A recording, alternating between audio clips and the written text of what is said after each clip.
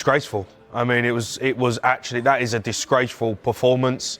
Pathetic second half, nowhere near good enough. An inquest needs to be had into what Ange was telling them at half-time. They're 1-0 up, keep the game tight.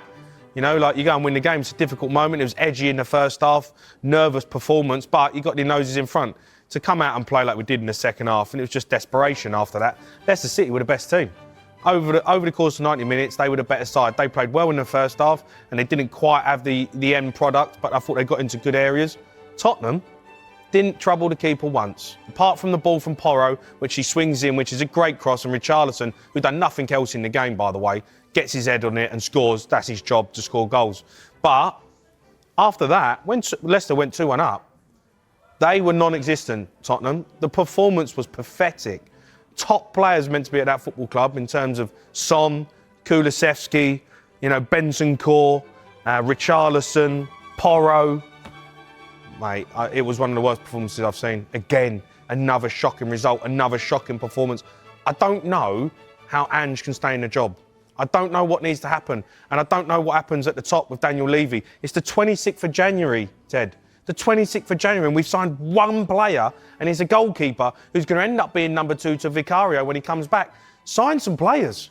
Is that the mitigating factor for Postecoglou, the players available? Both, I would say. It's both. There is an injury crisis, I get that, but you've still got good enough players on the pitch to win at home to Leicester today. And there was a lack of creativity, a lack of drive, a lack of ideas.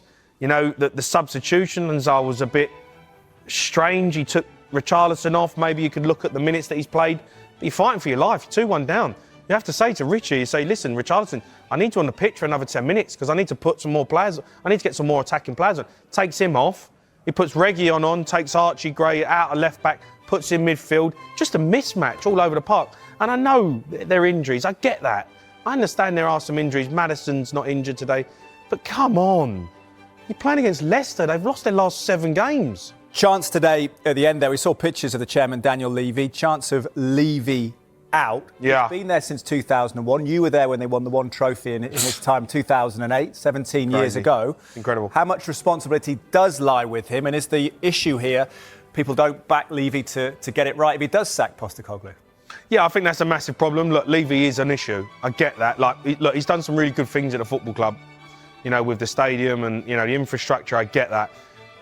But in terms of recruitment, in terms of spending money, in terms of in your hour of need when you need to back a manager, he's just never done it. Wages, isn't it? Isn't wages? Yeah, look, the wages as well. Like, you might pay £60 million for a player or want to pay £60 million for a player, but if you're not going to pay him 150, 200 grand a week, then he's not going to join. You're going to miss out on him because he's going to go somewhere that does.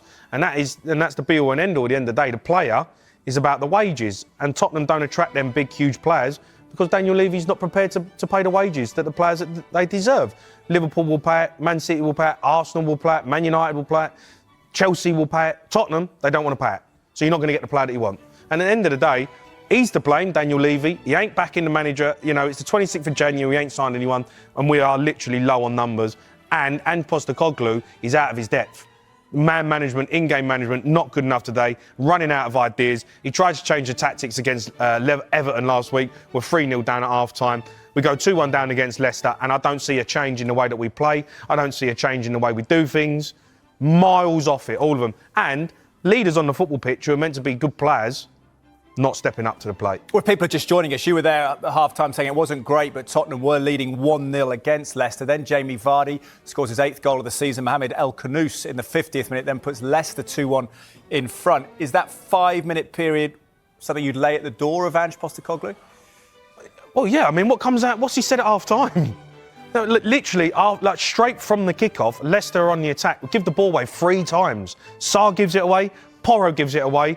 And I think Archie Gray gives it away. But keep it tight, 10 minutes. You're winning the game 1-0. And whether you like it or not, Ange Postecoglou, because I know he don't like saying it because, he dug out a journalist for saying same old story. You're in a relegation fight. You're at the bottom of the table. You're playing against Leicester. It's a 6-pointer. And you've lost that game 5 minutes into the second half. You've given away 2 goals. Unacceptable. It really is. And fair play to Leicester. They saw that Tottenham were there for the taking and they went after it. Vardy, leader on a football pitch, and they were good.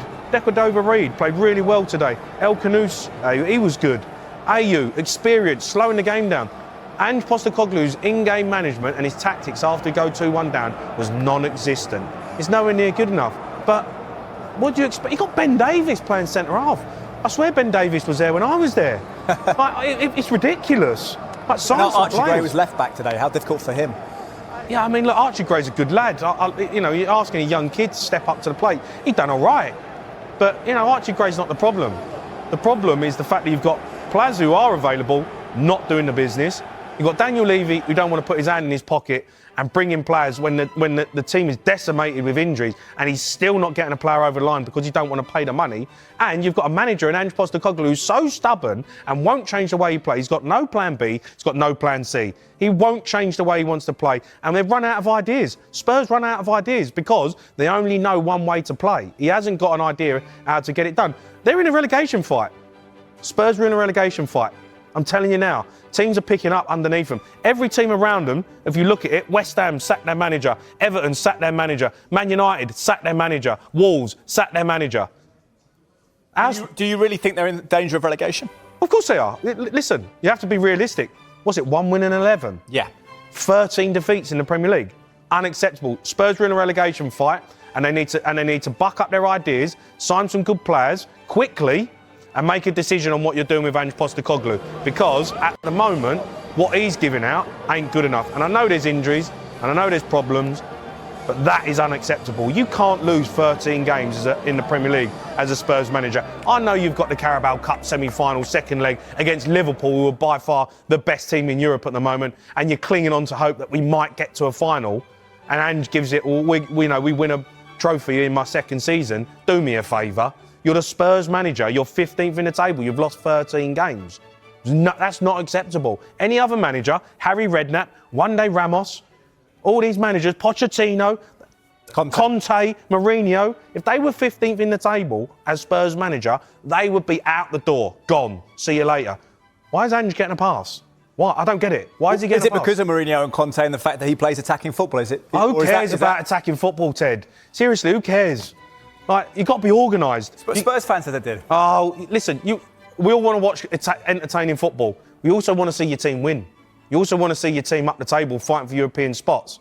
Look at Bournemouth. They've got a manager who's organised. Look at Marco Silva at Fulham, organised. They might play good football, but they're not going to play good football all the time. As a player, you'd love it. Ange Postecoglou, oh yeah, manager free-flowing, lets us play, lets us bomb on. I tell you what, football's about, Ted. Yeah. Clean sheets, discipline, working hard for your team, celebrating keeping the ball out of your net. Leicester go 2-1 up today, and they put their absolute heart and soul into keeping the ball out of their net, fighting for their lives, putting bodies on the line. Spurs, every time Leicester went forward, they looked like they could score. They got no discipline, no desire to defend and keep the ball out the back of their net. And that, for me, is a problem. It's a huge problem, and Ange Postecoglou has to put it down to the fact that that is his idea. Pre-match, Ange Postecoglou said that in the 18 months he's been there, the club has improved. We've got him speaking to the media shortly, bringing to that as soon as we get it here on Sky Sports. What's he improved? Well, what do you make of that statement? What does he mean by that? I don't know what he means by that. What's he improved? The ground's the ground, the training ground's the training ground. Better players come in? What, an improvement on what? Spurs weren't great anyway. They're bang average in the first place. They were bad when he come in, they're worse now. Conte got the sack. They were because they wanted to be in the Champions League. Spurs are 15th in the table. That's how it'll be judged by results. So 1 win in 11. Jamie, what did you make of Postecoglou's comments? Yeah, look, I feel for him. He's got injuries, I get it, but out of his depth, tactically, nowhere near good enough. Like, I get it, you've got injury problems and you're hoping for players to come back. Well, a lot of the players have got injured because of the style of football that he's played in the first place. They're so open. Every time Leicester went forward, every time I watch Spurs, every time they look like they're going to, go forward, they give the ball away, and then it's in the back of your net. They're tactically, defensively, not good. They're just not good enough. Is the defence the key? Because Leicester have lost their last 7. They scored 2 goals in that run. They scored 2 goals today against Tottenham. Their expected goals was higher than Spurs, 1.5 to just under 1 for Tottenham Hotspur. The back 4, Porro, Dragusin, Davis and Gray, he said, isn't maybe ideal, but should he be getting more out of that back 4 nonetheless? Yeah, I mean, look, it's not ideal. You want Romero in there, you want Van der Ven, you want Udogie, you want Vicario. I get it. There's injuries, big problems. Dragosan's still an international. Porro's an international. Ben Davies is a very experienced football player.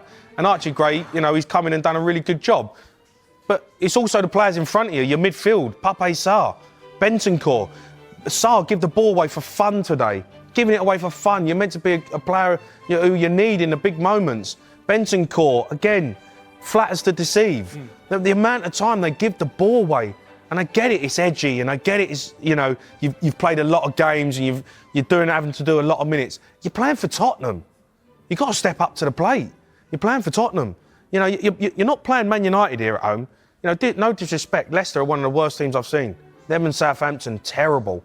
And Leicester today, after losing 7 games on the bounce, rock up.